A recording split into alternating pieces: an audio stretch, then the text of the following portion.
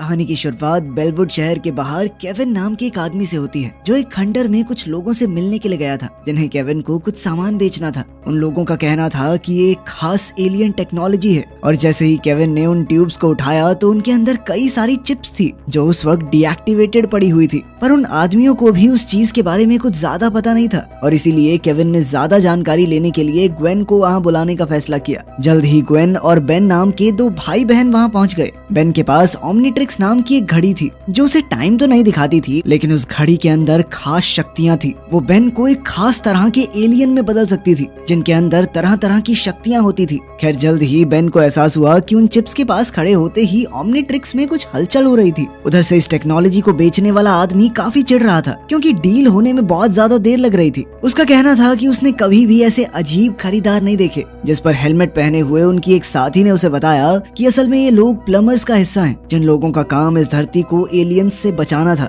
लेकिन उसका ये जवाब सुनकर बेन काफी हैरान था, और वो जानना चाहता था कि आखिर ये सब उस लड़की को कैसे पता चला। जिस पर उस लड़की ने बताया कि असल में उसका नाम एलेना वैलिडस है, और वो भी एक समय पर प्लम्बर्स की सदस्य हुआ करती थी। लेकिन फिर उसके पिता विक्टर के साथ ही उसे भी निकाल दिया गया। लेकिन इस सब के दौरान उनमें से किसी को भी अंदाजा नहीं था कि एक अनजान आदमी उन पर नजर रखे हुए था। इधर बेन एलेना को वहाँ देखकर काफी हैरान था, क्योंकि उसके दादा मैक्स ने उसे बताया था कि एलेना और उसके पिता ने प्लम्बर्स इसलिए छोड़ा था क्योंकि वो लोग कहीं दूर जाकर रहने वाले थे। लेकिन एलेना ने कहा कि ऐसा कुछ नहीं हुआ था। लेकिन बेन अभी भी ये समझने की कोशिश कर रहा था कि आखिर एलेना इन गैर कानूनी ठगों के साथ क्या कर रही है। जिस पर एलेना ने उसे बताया कि वो यहाँ पर सिर्फ उससे मिलने के लिए ही आई थी, क्योंकि उसके पिता विक्टर पिछले कई दिनों से गायब हैं, और लाख कोशिशों के बावजूद भी उनका कोई सुराग नहीं लग पाया था। पर तभी दूर खड़े उस आदमी ने चिप्स को कंट्रोल करना शुरू कर दिया, जिसके बाद वो चिप्स उन ट्यूब्स को तोड़ते हुए बाहर निकले, और उन्होंने वहां मौजूद सभी लोगों पर हमला शुरू कर दिया।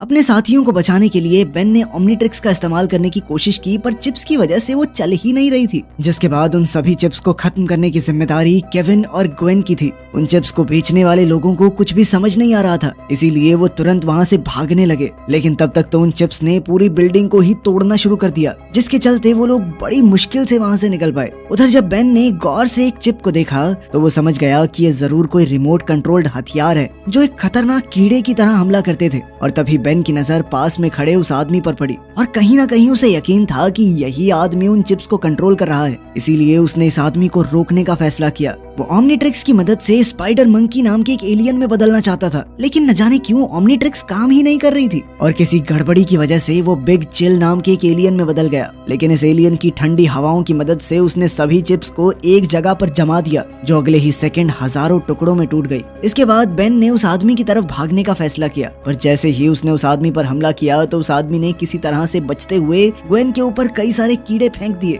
जिसके चलते बेन को उसे बचाने के लिए नीचे आना पड़ा। और इसी मौके का फायदा उठाकर वो आदमी वहाँ से निकल गया। लेकिन उस आदमी के साथ साथ एलेना भी वहाँ से गायब थी, और अब केविन और ग्वेन का मानना था कि ये सब कुछ एलेना का ही किया धरा है। लेकिन बेन को अभी भी लगता था कि वो इस सब में शामिल नहीं है, और अब उसने सोच लिया कि वो सच्चाई जानकर रहेगा कि आखिर एलेना और उसके पिता विक्टर को क्यों निकाला गया था प्लम्बर से। और इसके लिए वो सीधा अपने दादा मैक्स के पास गए। लेकिन उस वक्त मैक्स कम्युनिकेशन सेंटर में नहीं था, और इसीलिए उन तीनों ने मैक्स का इंतजार करते हुए कुछ चिप्स को टेस्ट करने का फैसला किया, जिसमें उन्हें पता चला कि ये चिप्स पूरी तरह से टेक्नोलॉजिकल नहीं थी। उनके अंदर मशीन के साथ साथ एक जिंदा कीड़ा भी था। इस बारे में और ज्यादा जानने के लिए ग्वेन ने अपनी शक्तियों का इस्तेमाल करने का फैसला किया, लेकिन उसकी जादुई शक्तियां उस पर काम नहीं कर रही थी। जिसके बाद केविन ने ये काम कंप्यूटर की मदद से करने का फैसला किया, पर इस काम में थोड़ा समय लगने वाला था, और इसीलिए बेन का मानना था कि उन्हें ये समय एलेना को ढूंढने में इस्तेमाल करना चाहिए। लेकिन ग्वेन इसके लिए बिल्कुल भी तैयार नहीं थी, और इसी को लेकर उन दोनों में बहस शुरू हो गई। ये बहस तब तक चलती रही जब तक उनके दादा मैक्स वहाँ नहीं पहुँच गए। वहाँ आते ही मैक्स की नजर उन चिप्स पर पड़ी,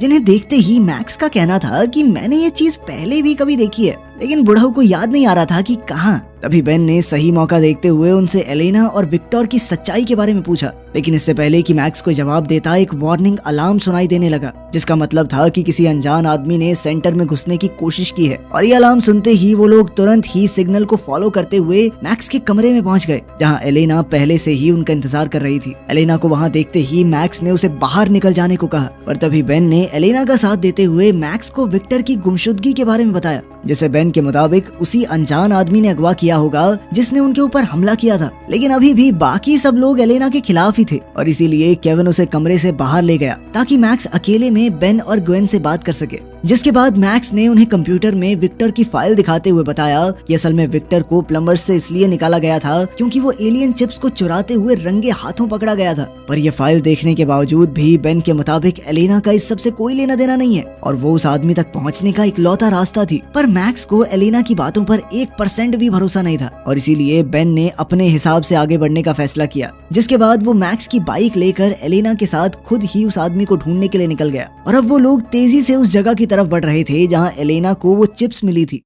उधर विक्टर रात के समय एक सुनसान सड़क पर अकेला चल रहा था कि तभी दो आदमियों ने उसे रास्ते में ही रोक लिया और उनके मुताबिक उसे रात में ऐसे अकेले नहीं घूमना चाहिए। पर विक्टर का कहना था कि वो बिल्कुल भी अकेला नहीं है और ये कहते ही उसने अपने कोट के नीचे से कई सारे कीड़ों को उन आदमियों के ऊपर छोड़ दिया। इधर बेन और एलेना तेजी से आगे बढ़ रहे थे पर वो इस बात से अनजान थे कि विक्टर पहले से उनका इंतजार कर रहा था और जैसे ही वो दोनों एलेना की बताई हुई जगह पर पहुंचे तो उन्होंने चारों तरफ छानबीन करना शुरू कर दिया। वहीं विक्टर उस बिल्डिंग के बाहर शिपेट नाम की एक कंपनी के ट्रक में हजारों चिप्स लोड करवा रहा था और इस हलचल के बावजूद भी उन दोनों को कुछ भी पता नहीं लगा और वो विक्टर की लैब में छानबीन करने में लगे हुए थे जहां उन्हें कई सारे डॉक्यूमेंट्स मिले जिनमें शिपेट का डिलीवरी फॉर्म भी शामिल था। इससे पहले कि वो लोग कुछ समझ पाते तभी उनका सामना कुछ अनजान लोगों से हुआ जो उनकी मदद करना चाहते थे। पर तभी बेन की नजर उनकी आंखों पर पड़ी जो काफी अजीब सी थी। जिसके बाद एलेना ने उसे बताया कि उन लोगों के अंदर चिप्स घूम रही थी और न जाने कैसे वो उनके काबू में है। तभी उनमें से एक आदमी ने कहा कि वो उन्हें अपनी रानी से मिलवाना चाहता है। जिसके बाद वो लोग धीरे धीरे आगे बढ़ने लगे।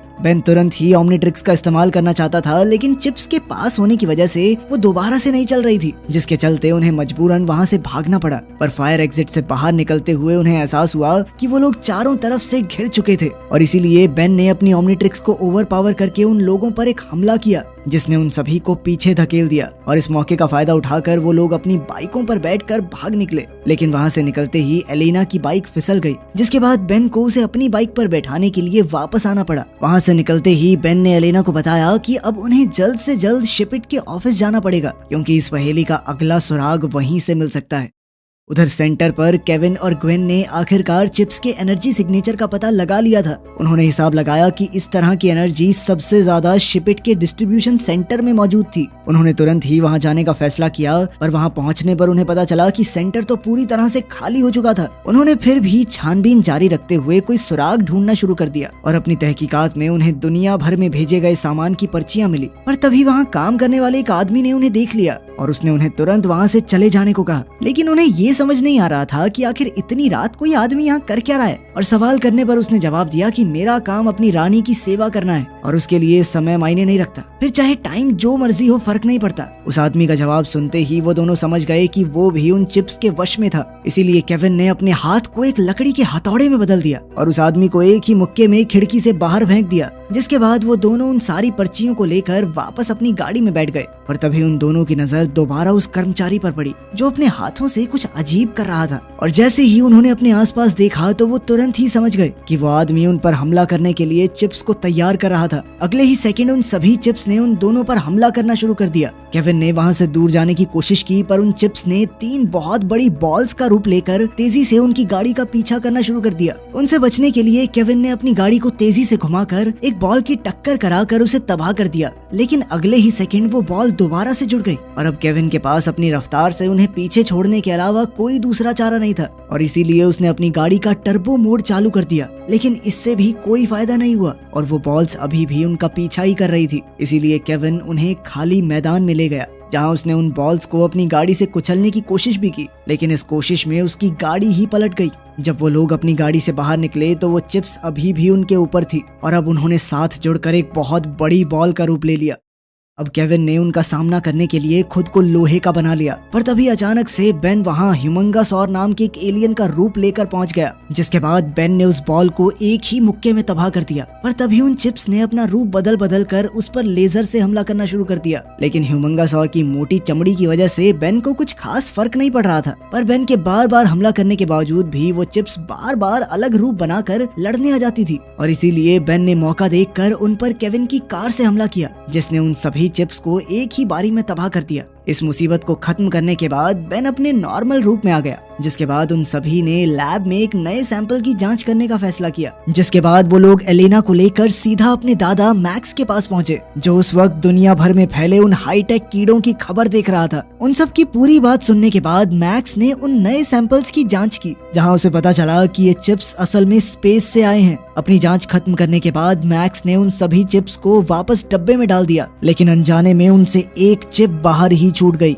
इसके बाद वो सभी लोग इस समस्या से बाहर निकलने का रास्ता ढूंढने लगे। तभी बेन को उनकी रानी का ख्याल आया, जिसके बाद उसका कहना था कि उन्हें सिर्फ इन चिप्स की रानी को खत्म करना है, बाकी लोग रानी की मर्जी के बिना काम नहीं कर पाएंगे। लेकिन इस सब के दौरान किसी की भी नजर वहाँ घूम रही चिप पर नहीं पड़ी। साथ ही रानी को ढूंढना कोई इतना आसान काम तो था नहीं, और इसीलिए वो सभी लोग कंप्यूटर्स पर बैठकर इस बारे में और जानकारी इकट्ठा करने में लग गए। लेकिन फिर मौका देखकर वो आजाद चिप चुपचाप मैक्स के हाथ पर चढ़ गई। जिसके कुछ देर बाद जब बेन अपने दादा मैक्स से कुछ सवाल पूछने के लिए गया, तो मैक्स ने उसके ऊपर हमला करने की कोशिश की, जिसे देखकर बेन तुरंत ही समझ गया कि मैक्स अब उन चिप्स की रानी के वश में था। और जब बाकी लोगों को बेन के चिल्लाने की आवाज सुनाई दी, तो केविन ने तुरंत ही पीछे से जाकर मैक्स को बेहोश कर दिया। लेकिन इसके बाद वो लोग आपस में बात करने लग गए, जिसका फायदा उठाकर मैक्स ने स्मोक मशीन चालू कर दी, जिसके धुएं से वहाँ ऐसा माहौल हो गया कि कुछ भी देख पाना बहुत मुश्किल था। और ऐसे हालातों में मैक्स वहाँ से निकलने में कामयाब हो गया।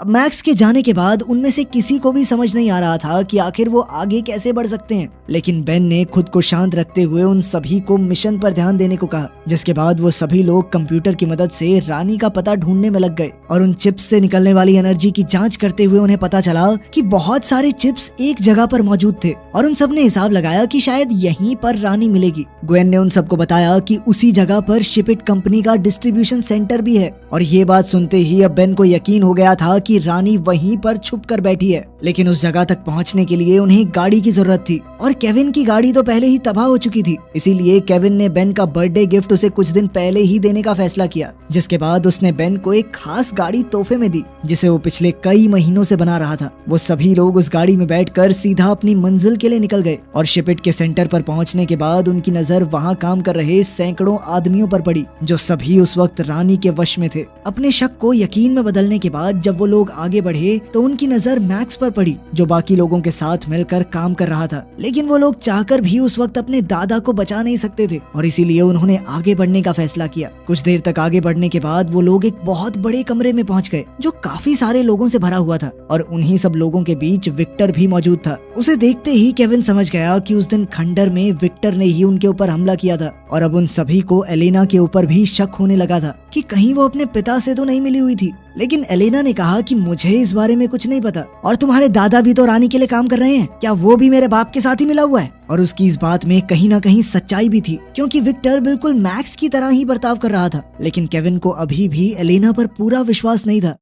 खैर बेन ने बीच में आकर सबको शांत किया, और फिर उसके बाद वो विक्टर को देखने के लिए गया, जहां उसे एहसास हुआ कि असल में विक्टर अंडे दे रहा था, जिसका मतलब था कि रानी उसी के अंदर मौजूद है। ये जानकारी मिलते ही केविन कहने लगा कि उन्हें विक्टर को भी उड़ा देना चाहिए। लेकिन एलेना ने ये सुनते ही तुरंत अपने पिता की जिंदगी की भीख मांगना शुरू कर दिया, जिससे बेन को एलेना से किया हुआ अपना वादा याद आया कि वो उसके पिता को सही सलामत उस तक पहुंचाएगा। अब उसने ओमनीट्रिक्स की मदद से एलियन एक्स बनकर इस लड़ाई को लड़ने का फैसला किया। और तभी ग्वेन ने उसे ऐसा करने से रोकने की कोशिश की, और उसके मुताबिक इस चीज में बहुत ज्यादा खतरा था, क्योंकि अगर रानी ने किसी तरह से बेन को अपने वश में कर लिया तो इस धरती को बचाना असंभव हो जाएगा। वो लोग इस बारे में बातचीत कर ही रहे थे कि तभी अचानक एक आदमी ने एलेना को पकड़ लिया, जिसके चलते वहाँ मौजूद सभी लोगों को उनकी मौजूदगी के बारे में पता चल गया। अपनी तरफ बढ़ते हुए खतरे को देखकर बेन ने आखिरकार ओमनीट्रिक्स का इस्तेमाल करने का फैसला किया। लेकिन उन चिप्स की वजह से ओमनीट्रिक्स अभी भी सही से नहीं चल रही थी, और वो बहुत बड़े एलियन एक्स की जगह नैनोमैक नाम के एक दूसरे एलियन में बदल गया, जो असल में इंसान और नैनो चिप का फ्यूजन था।